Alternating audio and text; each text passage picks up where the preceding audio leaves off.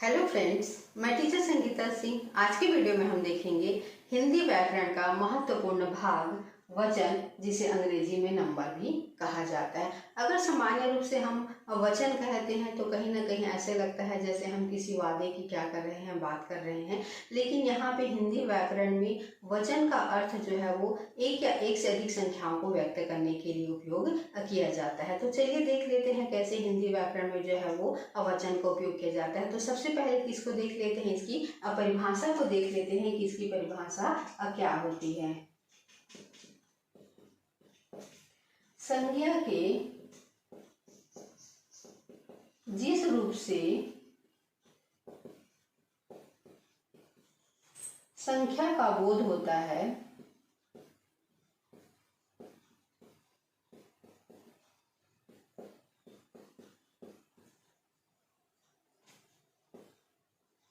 उसे वचन कहते हैं। इसका उदाहरण भी देख लेते हैं, जैसे बच्चा खेल रहा है। दूसरा उदाहरण देख लेते हैं, बच्चे खेल रहे हैं। इन उदाहरणों को देखने से पता चलता है, जैसे बच्चा खेल रहा है, तो बच्चा खेल रहा है कहने का मतलब है जब हम इस वाक्य को पढ़ रहे हैं तो हमें ऐसा लग रहा है कि क्या कर रहा है, कोई एक ही बच्चा क्या कर रहा है, खेल रहा है। लेकिन यहाँ भी हम देखते हैं बच्चे खेल रहे हैं। तो जब बच्चे खेल रहे हैं, दूसरे उदाहरण को देखते हैं तो ऐसा लगता है कि यहाँ पे बहुत सारे बच्चों की क्या हो रही है, बात हो रही है। इसी के आधार पर जो है वो वचन के कितने भेद होते हैं, वचन के जो है वो दो भेद होते हैं। तो देख लेते हैं, चलिए वचन के जो भेद उनको वचन के भेद, वचन के कितने भेद होते हैं, दो भेद होते हैं। पहला होता है एक वचन और दूसरा होता है बहुवचन।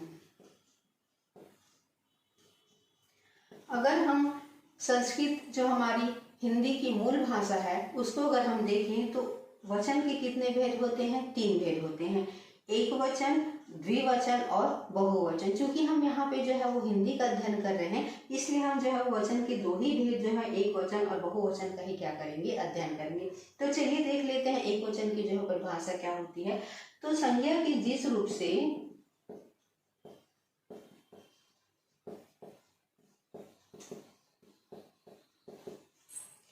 एक संख्या का बोध होता है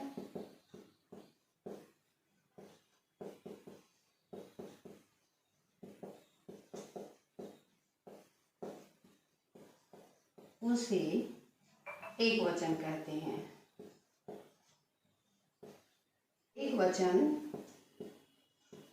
कहते हैं। इसका भी हम क्या कर लेते हैं, उदाहरण देख लेते हैं। जैसे कविता पढ़ रही है। चूंकि यहाँ पे कविता पढ़ रही है तो एक व्यक्ति का बोध हो रहा है, इसलिए यहाँ पे क्या है, यह जो है वो वाक्य किसका उदाहरण है, एक वचन का उदाहरण है। अब हम किसको देख लेते हैं, बहुवचन की परिभाषा को देख लेते हैं। तो बहुवचन की परिभाषा क्या हो जाएगी, संज्ञा के जिस रूप से एक से अधिक संख्याओं का बोध होता है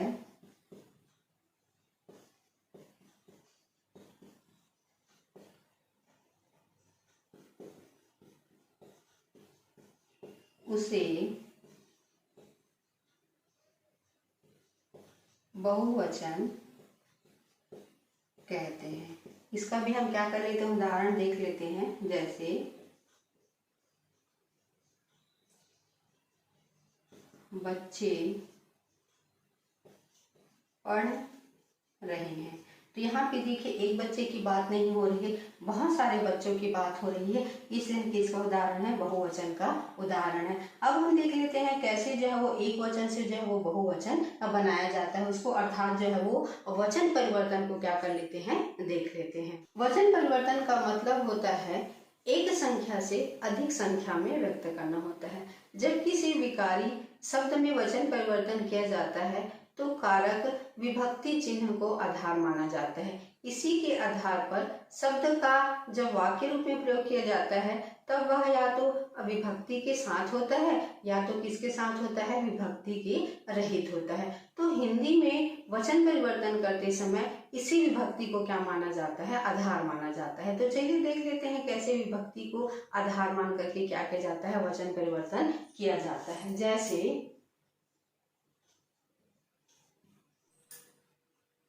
जैसे विभक्ति को आधार मानते हुए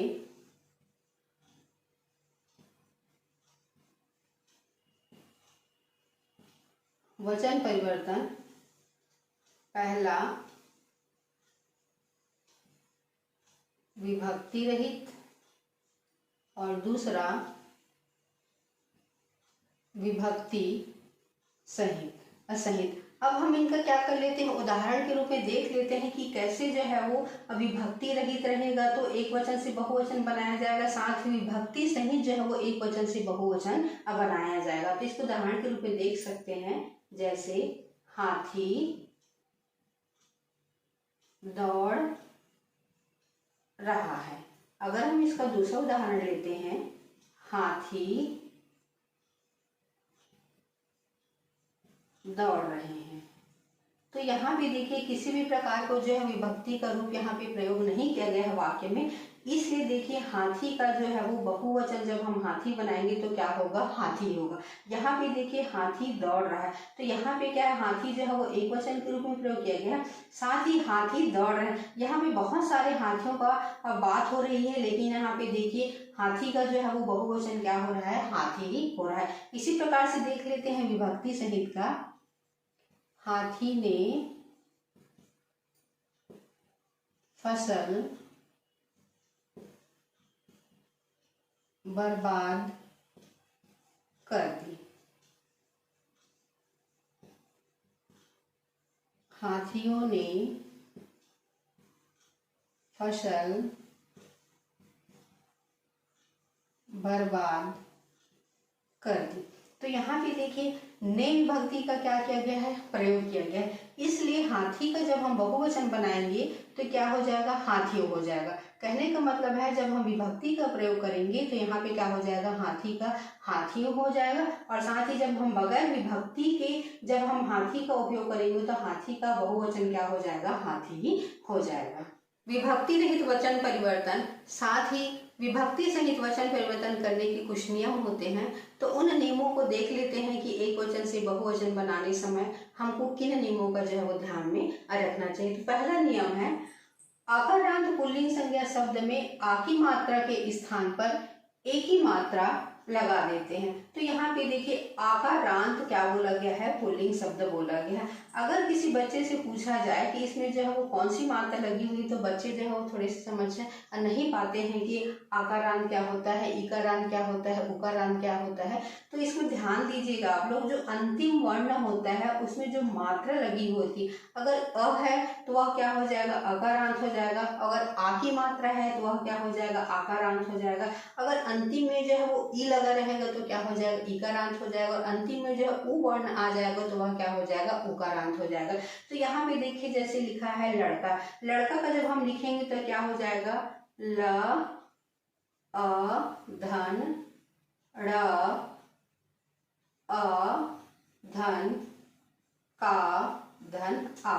तो अगर हम इसको लिखेंगे इस तरीके से तो ये क्या हो जाएगा, लड़का। तो देखिए अंतिम में क्या आया है, आ करके आया है, तो यही आ क्या है, आकारांत है। साथ ही जितने भी शब्द मैं यहाँ पे लिखी हुई हूँ वह सभी क्या है, जो है वो पुल्लिंग शब्द है। इससे पहले स्त्रीलिंग और पुल्लिंग शब्दों के बारे में हम जान चुके हैं कि स्त्रीलिंग और पुल्लिंग जो है वो किसे कहा जाता है। तो यहाँ पे जितने भी शब्द है वह सभी क्या है, पुल्लिंग शब्द है। तो इन पुल्लिंग शब्दों में जब आ है इसके स्थान पर हमको क्या करना है, एक ही जो है वो मात्रा लगाना है। कहने का मतलब है इस आ के बदले हमको क्या लगा देना है, ए लगा देना है, तो यह क्या हो जाएगा, के हो जाएगा। तो इसी प्रकार से हमको क्या करते जाना है, परिवर्तन करते जाना है। तो यहाँ पे देख लेते हैं लड़का का क्या हो जाएगा, लड़के, पपीता का पपीते, गमला का गमले, ताला का ताले, कपड़ा का कपड़े, रास्ता का, रास्ते, छाता का,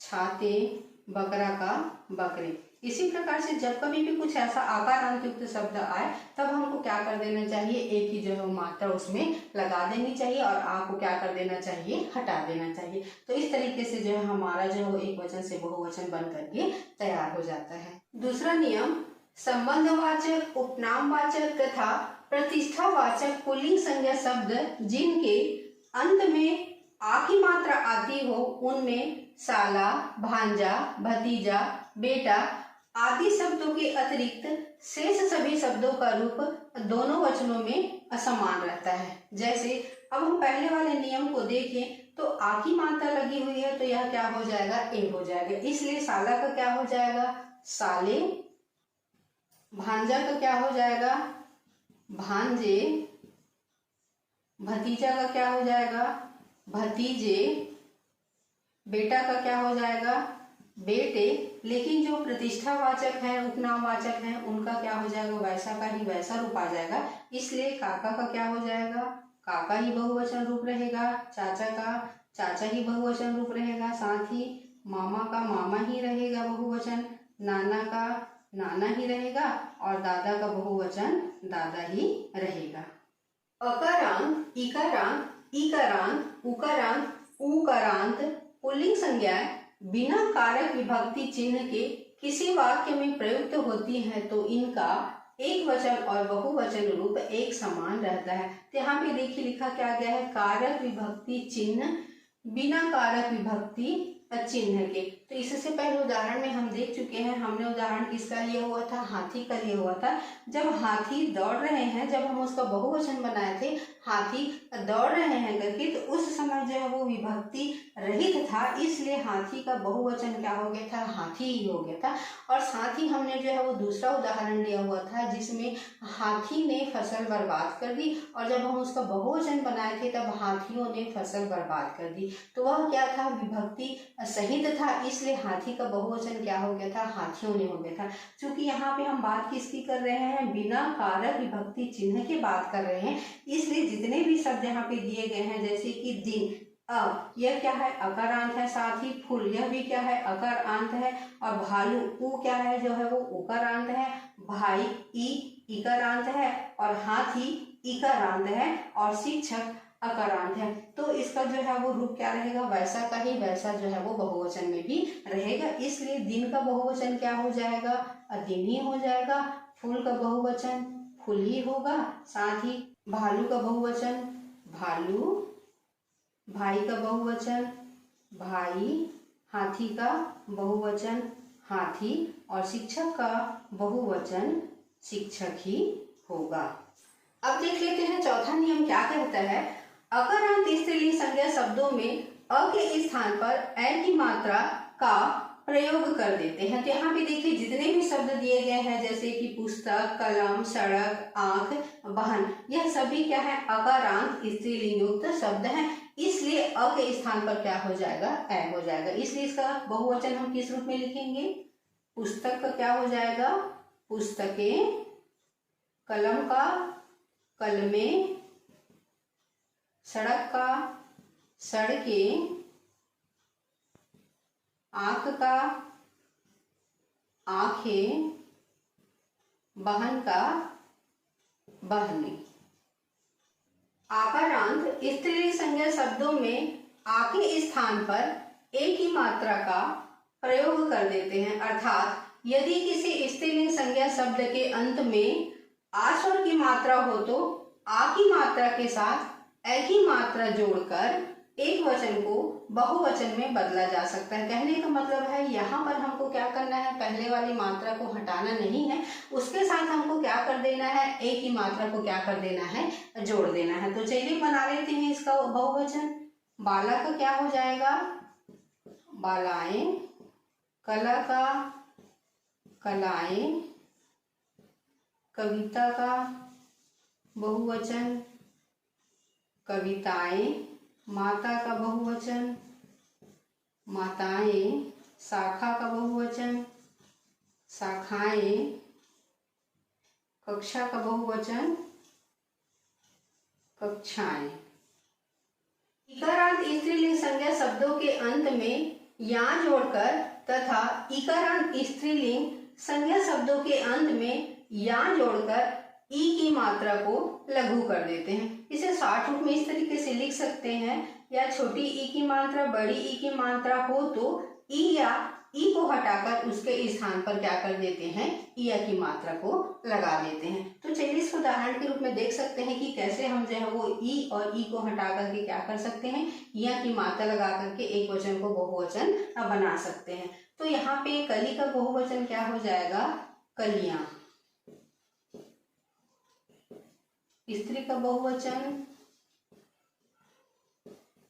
स्त्रियां। टोपी का बहुवचन टोपियां। रानी का बहुवचन रानियां। जाति का बहुवचन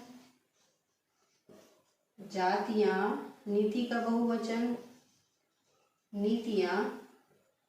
रीति का बहुवचन रीतियां। यदि किसी स्त्रीलिंग संज्ञा शब्द के अंत में या प्रयुक्त हुआ हो तो या के ऊपर चंद्र बिंदु प्रयोग करने से ही उस शब्द को एक वचन से बहुवचन में बदला जा सकता है। जैसे यहाँ पे जितने भी शब्द दिए गए हैं सबका अंतिम वर्ण क्या है, या है। तो इन सभी में जो है हम चंद्र बिंदु इस्तेमाल करके एक वचन से क्या कर सकते हैं, बहुवचन बना सकते हैं। तो चलिए इन शब्दों को क्या करते हैं, एक वचन से बहुवचन बनाते हैं। तो चिड़िया का क्या हो जाएगा, चिड़िया। इसी प्रकार से गुड़िया का गुड़िया। डिबिया का डिबिया। चूहिया का चूहिया। कुटिया का कुटिया। उकारांत स्त्रीलिंग संज्ञा शब्दों के अंत में ए जोड़कर तथा उकारांत स्त्रीलिंग संज्ञा शब्दों के अंत में ए जोड़कर ऊ की मात्रा को लघु कर देते हैं। शॉर्ट रूप में इसको इस तरीके से लिख सकते हैं, ऊ या ऊ हो तो ऊ और ऊ को हटाकर उसके बदले उए लगा देते हैं और जिससे एक वचन क्या हो जाता है, बहुवचन में बदल जाता है। उदाहरण के रूप में जैसे देख सकते हैं, अब वस्तु का यहाँ पे क्या हो जाएगा, वस्तुएं। साथ ही वधु का वधुएं। बहू का बहुएं। तो ये था आज का वीडियो जिसमें हमने वचन की परिभाषा, वचन के भेद, साथ ही अविभक्ति रहित जो है वो वचन परिवर्तन करने के कुछ नियमों को देखा है। नेक्स्ट वीडियो में हम विभक्ति सहित वचन परिवर्तन के नियमों को देखेंगे। आज आप लोगों को मेरा वीडियो कैसा लगा? अगर अच्छा लगा हो तो वीडियो को लाइक कीजिए, कमेंट कीजिए, शेयर कीजिए। साथ ही अभी तक आप लोगों ने अगर मेरे चैनल को सब्सक्राइब नहीं किया है तो सब्सक्राइब कीजिए।